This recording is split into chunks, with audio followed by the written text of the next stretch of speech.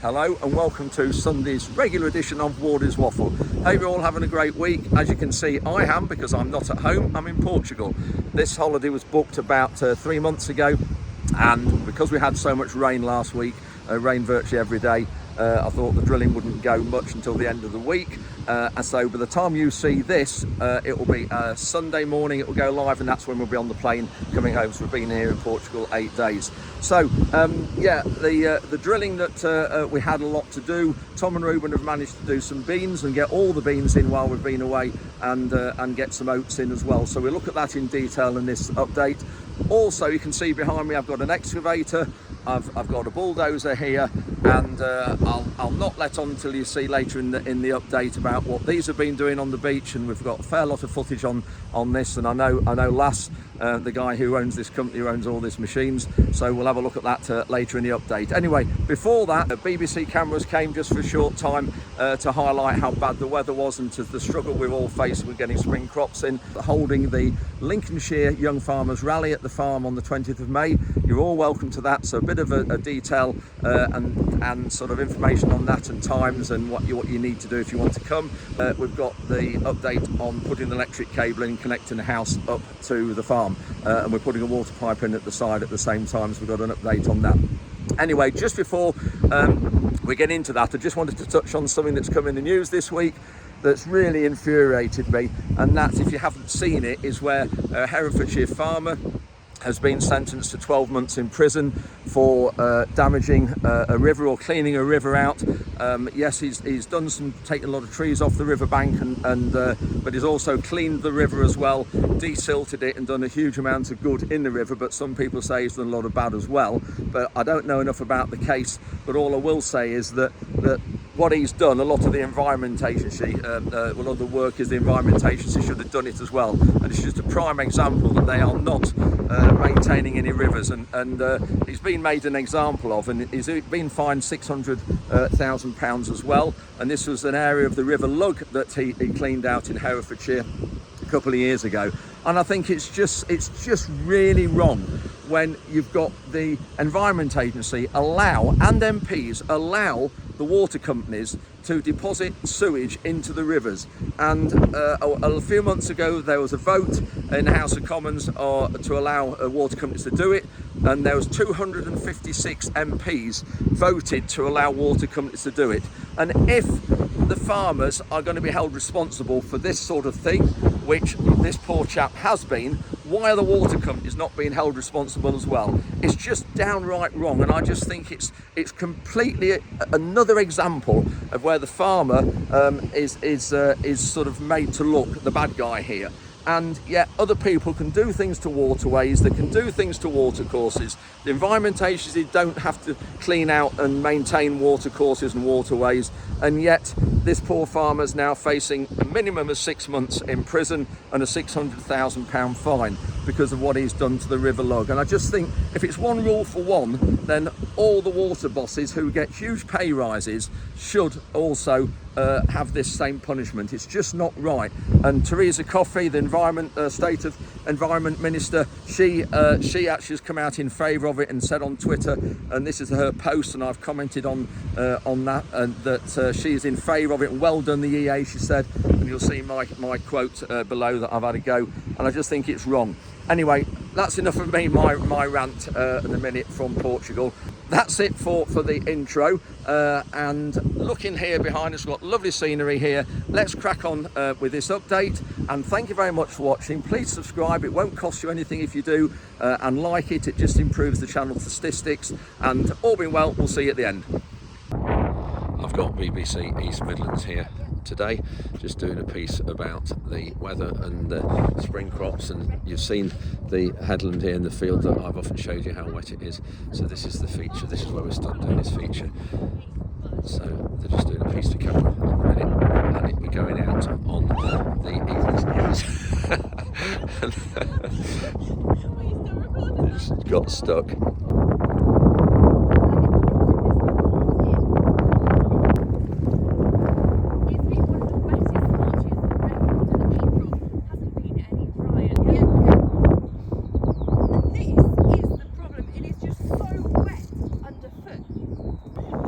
So Natasha's sunk in. She cannot get. Look at that. That's how wet we are. Update on the house and the electric supply and what we're doing. We've got the air source heat pumps, pipes inside the house. That's the main cable, 3-phase cable that connects the house to the yard. We've got pipes and cables going out there, and that's where the air source heat pump's going to be there. Then this is the main cable, and we've got to dig the trench through to the yard. So Ruben and Tom have lifted these bricks up. We've got Barry coming back with his digger, and then Barry's going to dig this trench through here all the way through to the far corner of that grain shed near that telegraph pole. You can just see there, that's where all the farm electrics fuse boxes are. Barry's just using his dividers trying to find a water pipe that goes across here.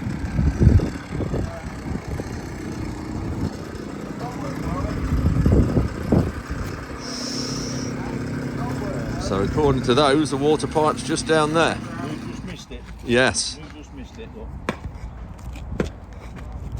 Round an hour. There. Right, this will be interesting. Barry's now going to show Rhonda, see if she's got the vibe, if she can do it. Right there.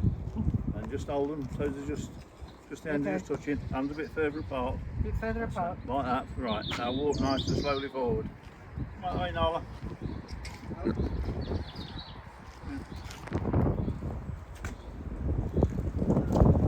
Oh, no good, Rhonda. No.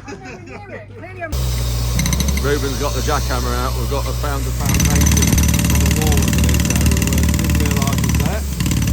So we're jacking that up. So the electric cable won't be deep enough. Barry's got his 9-inch bucket on. We've got the root under there. Just being careful to make sure we don't damage too many bricks around it. You can see a bit of concrete and soil and all sorts. So we're just going to have 3 or 4 feet of that ducting, and then cut it and just put it over the electric pipe so it goes over that concrete there. So all this block paving, this drive, was done around 30 years ago, and it was Ron who did it, who's building the house for us. Also did the stables that we've through there that were converted into the offices. He built those as well about 25-30 years ago, and he's converted them into offices as well. So yeah, great to have a local guy doing all the work. So we've got a few cars arriving at the minute tonight. We are holding the County Young Farmers Rally here on May the 20th. I've got Charlie Featherstone here, who is rally chairman. Yep. All your pals are just, we've had a look round, all your pals are just heading off to the pub, so we don't want to be long. So Charlie, what is happening on May the 20th here? May the 20th is our county rally, and that is where it's like a sports day sort of thing. All the sort of clubs take part across the county. There's 15 clubs. Yep. They all take part and take part in different competitions. We've got a dog show. Yep. We've got a water fight, which is pretty good, and then there's forklift handling and a few other bits and bobs. Tug of war, of course, that's a big one. Tug of war, yeah. Tug of war's a good one. That happens at Link's show as well. Yeah, So brilliant. that's a good one. And how many classes have you got all together here? There's 92 classes altogether with pre-rally. Yep. But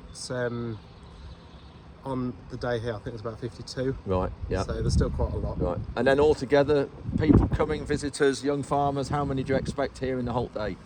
We'd probably expect about 800 people. Right, yeah. Young farmers and public and everybody. Yeah, brilliant. And of course, the other important thing is some of the receipts from here are going to Forage Aid, which is great. So thank you very much for that. That will be much appreciated. And also, you've got an evening event here as well. Yep. There is an after rally party happening on the 20th. That is 7 p.m. till 1 a.m. And I'm just wondering whether I've done right in allowing this, but we'll see. But I'll be warden here on that night, making sure that everything's above board, of course. you'll be getting free entries. I will. Yeah. So it's about £10 entry, £20 non-members. Non-members are allowed, but you have to be over 18. So anybody who wants to come for the day, what do they do? They just roll up, Yeah. sort of pay £2 to get in, and then they can sort of wander about and Yeah. look at all the different classes. There's Yeah. food vans here, got Gelson lamb and some pizza vans. And Great. And one other thing happening as well, sheep shearing, another we've big got one. sheep shearing, Yep. sheep shearing's here. Great. That'll be a good class to look at. So Saturday, May the 20th, everybody, anybody wants to come and have a look, it'll be here, Glebe Farm, Leadenham, LN50QY is the postcode, And the what three words is combines, wharfs, Spearhead. That's it. That's the three words location. So anyway, we'll see anybody on May the 20th. Thanks, Charlie, for that, and look forward to a cracking day and evening. I'm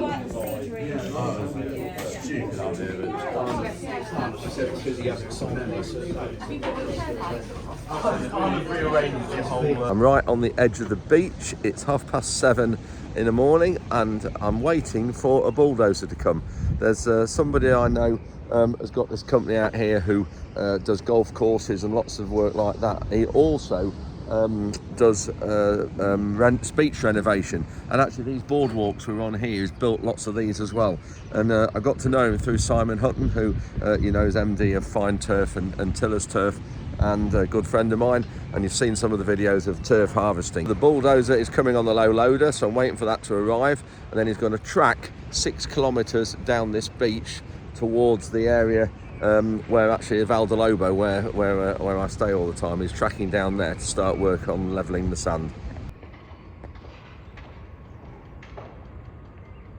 So the bulldozer's just arrived. They're just taking the chains off and get it unloaded onto the beach. You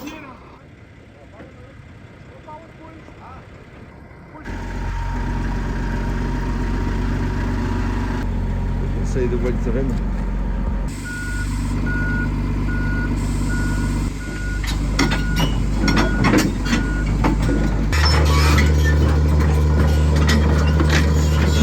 Side bits need swinging out. There we go.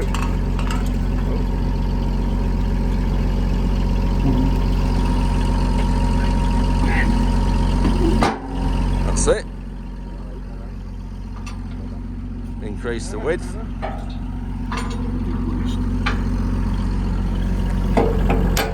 So this is the other side. So there's a big pin put in there, and an extra bracket there for strength, and then the one down the bottom. So it's just reversing out onto the beach. It's going to track about 6 kilometres up the beach to Julia's restaurant. Some of you who come to Portugal and Valdalobo regularly will know that.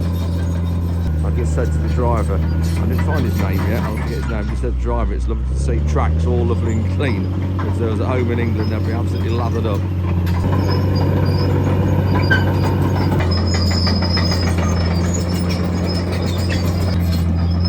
Fantastic.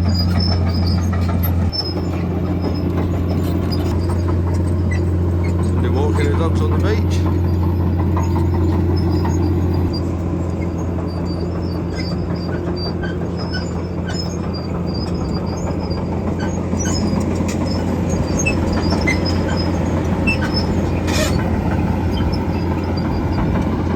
He's heading right round that corner.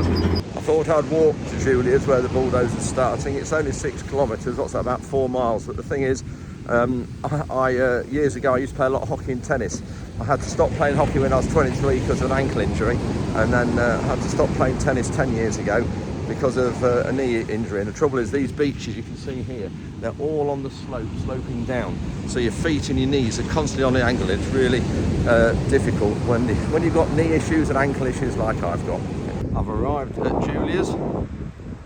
Those of you who come here regularly know there's Izzy's just next door there, another great restaurant. Yeah, so this is the beach level, you can see, all on level. I'm not quite sure how much levelling they do. I did ask the driver if he does it with his eye or laser. He said no, he does it with his eye. I'm going to get a coffee and see what he does, but this is the beach here before he does anything to it. So I'm just sat having a coffee. Got a latte, and in the distance is the bulldozer just on his way.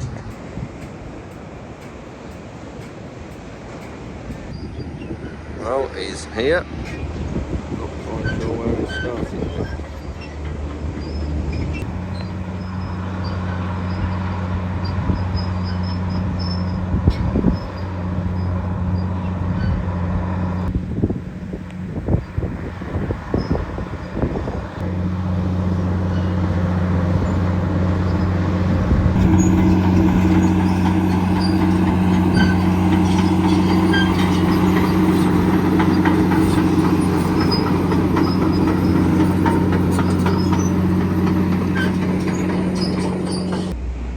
Looks like Lass has sent an excavator as well. Local police have arrived. They just have to make sure everything's safe. Putting signs up round everywhere to stop people coming on this section of the beach.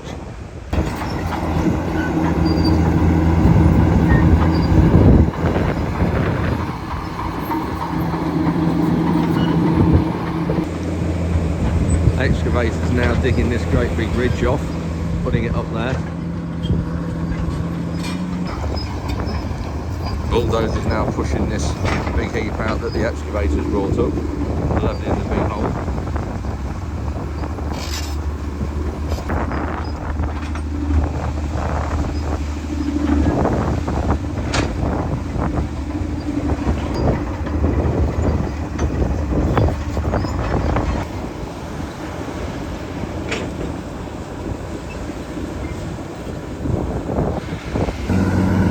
You can see they've moved a huge amount of sand.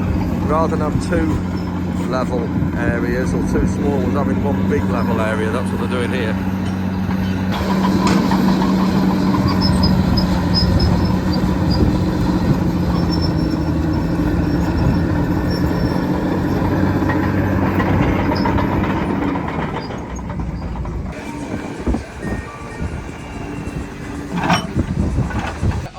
I don't know your name.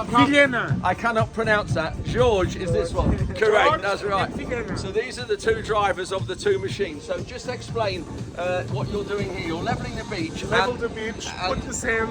Yeah, and it's for all the restaurants pay for this. Yeah, correct. And how big an area in front of each restaurant?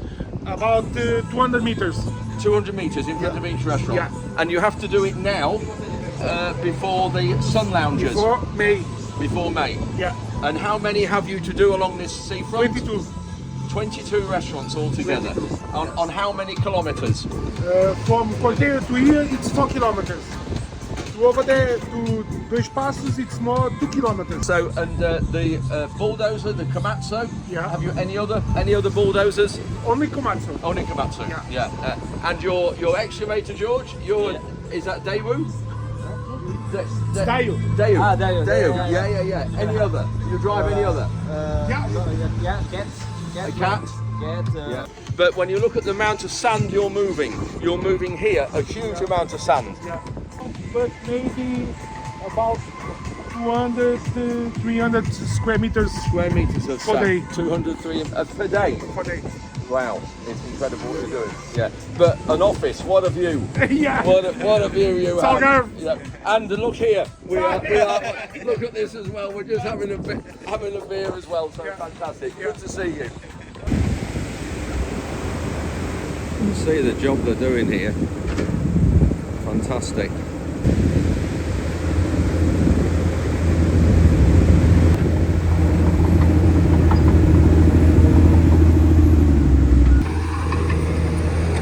Then looking around here, you can just see the area they've created here. They've made a cracking job of this, levelling this up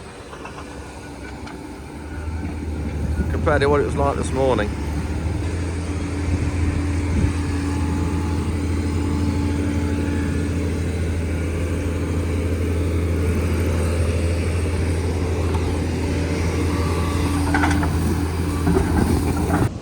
I've got Lass here who owns all this equipment on the beach. I've known Lass a year or so, a bit more since I met him with Simon. So Lass, looking at this job here, is this, you come here every year to do this? Yes, we've been doing this for over 20 years now. All the beach work we've been doing for over 20 years. And yourself, how long have you been here in Portugal? I've been here for 41 years. Wow, 41 years. And doing this sort of thing, or doing golf courses and everything else? Landscaping, all that's hardscaping, and with the heavy equipment and doing outdoors, we're there. Yeah. And when you look at this beach here, is this the responsibility of the restaurants? Do they pay you for this? Yeah, yes, it's not the council, it's every single restaurant has to pay for their own beach. Right. And do the restaurants have a license? How do they actually gain to come on this beach? Yeah, they have to get a license from the council to use that piece of beach. Right. And this is, you're doing this really to make it a better area for sunbeds and for loungers? Yes, that's the only way to do it. If we don't do this every year, the beach will disappear and even the restaurants will fall into the sea. Wow. And when you start to look at your regulations you have here with fuel and things, we were talking a few minutes ago. In England, we have red diesel for farm machinery.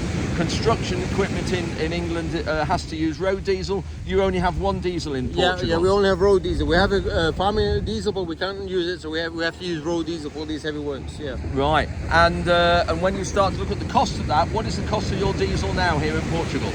Today we're at 149 euros per litre. Per litre? Yeah. And that's for ordinary road diesel? Yeah, ordinary road diesel, including VAT. Yeah. Including VAT? Yeah. And you can't claim any of that back? Only 50%. Right, 50% of the VAT I can claim and back. the VAT is what, 27%? 23%. 23%. Yeah. So yeah, really fascinating. And at the minute now, if you just look behind us, we'll just turn around. We've got the bulldozer coming around. I'll just turn the camera around. So when you start to look here, you were saying on the left here, this sea will rise. It rises how many meters? During the night, we go 4 meters up. 4 meters, and so it's quite stunt here. You've got a big drop down here, but that is okay. Yeah, we have to do that, otherwise we can't stop the sea from eating all the sand away. Right, and it won't stay like this forever. No, during the summer we'll start floating down and get an even slope. The ridges he's leaving now, he'll backblade them to make it level. Yeah, he'll flat it all out, and they'll put in the sunbeds, and it'll be like a yeah, brilliant. And this bulldozer, you haven't had this one long? No, this just arrived for this. Our old one was 20 years old on the beach, so the salt took its damage, and now we bought a new one. And how many horsepower is this? 170 horsepower. Yeah, interesting. And fuel, how many litres does it hold? It takes 400 litres. And that will last you? 2 days. And every year it's the same? Every year it's the same, and we're increasing every year. We're getting better and better, and the clients see that we're the ones to do the job. Yeah, and then besides this sort of work, you're doing golf courses, you're doing landscaping, all over Portugal? Yeah, well, mostly south in the Algarve, because we're so busy we don't need to leave You don't need to leave the Algarve, so it's in this area? Yeah. Brilliant, thank you. So just talking to Lass about maintenance, obviously we're on sand that is hugely abrasive. Does it cause you problems with bearings and things? Huge problem. Sand is in every crack, and it just tears out belts and bearings, and even alternators, starter motors. We have the huge issues on the beach. The seals on the hydraulic rams, they go. When we finish here, it's a full overhaul. And your guys at home, how many people you have in your workshop? I have 5 guys at the workshop waiting for them to before we come here and after we leave the beach. And then you have how many on the road? We have 40 guys working everywhere around the Algarve. All over the Algarve. So really interesting, incredible business. Thanks, Lass. Thank you. Thank you. So there's Lass going now. Great to talk to him. Got to know him over the last year or two. Great guy, self-made, fantastic business he's got. You can just see what Lass means now with these waves coming right up to here, that eventually this slope here will just go down into the sea, and this ridge here that we've got along here won't be here. Fascinating what he does here, and he does it every year. And it's all done for the restaurants here, and that one, Julia's, pays Lass to have this part of the beach done. So even though you've got Izzy's there, which is another restaurant, they don't have a license to actually use this beach with sunbeds. It's just Julia's there, which if you come to the Algarve regularly, you'll know that place because it's really popular.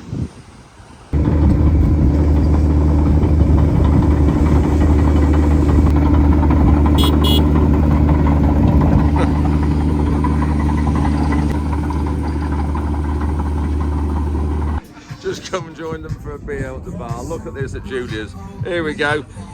Machine comes to a standstill. Beer at 3 o'clock in the afternoon. Perfect.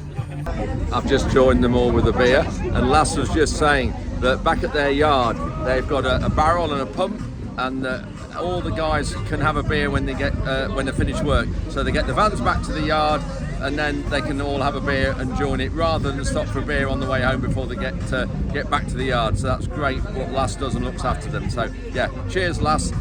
Great company you've got. Lass just said come and have a look in the cab, so I'm just going to be doing this Komatsu. I haven't been in one of these before. So this is the view from inside the Komatsu. Air conditioning is working really well, and Lass is just saying when he bought it, he's bought it from Germany, and it had done 8,000 hours when he bought it. He'd only arrived 2 or 3 weeks ago. Tell you what, I am surprised at the great visibility you've got here of the blade and everything. Obviously it's designed with the front windows curved like this at an angle, or the side windows rather, because that's where you're looking at, the side of the blade. Makes sense. Really good. Then looking at the controls, I'm not going to touch anything, but not quite sure whether that's the blade or whether that's no, nothing's moving yet because it's obviously in park at the minute, so I'll not touch anything. He's got it all set. But yeah, fascinating when you start to look at the cab here. Really good condition for an for a machine that's done 8,000 hours.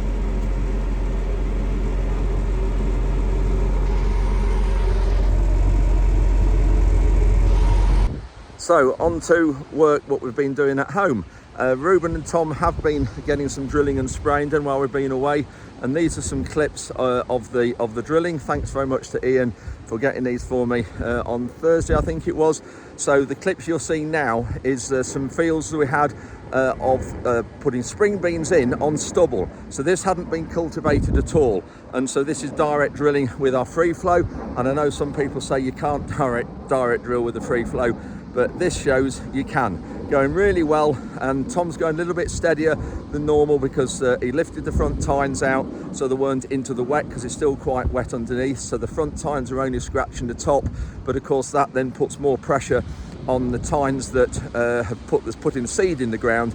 The spring curly tail tine, they've got little wound at the top before it goes into the ground. Those of you who are farmers will know what I mean, and they are prone to snap if you're not careful. So Tom was keeping his speed down to about 10k, I think, somewhere in there, and but they managed to get all the spring beans done and 2 fields of oats in a day and a half. So that's brilliant news. Thanks Tom and Ruben for stopping through Thursday night to do that. And of course it rained Friday morning, and so I said they could have the day off with working through the night on Thursday night. So really good of them to do that. Anyway, you can just see now how good a job it's doing, and we're going really well. The machines are now parked up for the night. Glorious conditions here when you look at this, but just looking at what Lass said about the bearings and repairs, you can just see now when you look at this the amount of sand that's got in all the tracks, the bearings, the rollers up here and the idlers. You can just imagine the amount of maintenance needed in here, and how the wear would be quite large with all the sand. You can see the big drop down there, so this is what they've built up all up here. Now here's the lounges all on here in place. Imagine this front line though in a few weeks time, when that edge on the right there gets eroded away. This front line might be on the slope somewhat, or right near the water. I think Lass said they charge, in the height of the season here, €50 a day for 1 umbrella and 2 loungers a day.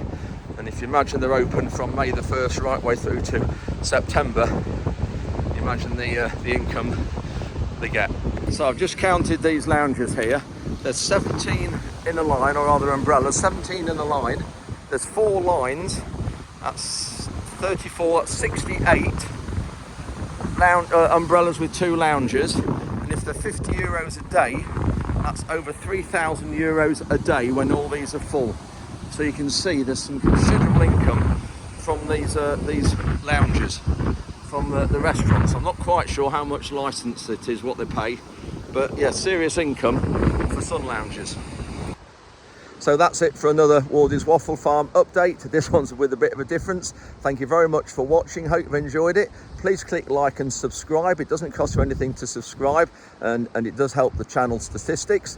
And you'll see we've got the beans in. We've still got sugar beet on heavy ground. We've still got barley and oats to get in. Hope we can get that done in the next week or so, because we are losing quite a lot of yield now as we're getting towards the end of April. And obviously that'll make harvest later as well. We'll see if we can crack on with some more next week, and we'll see you on Wednesday night.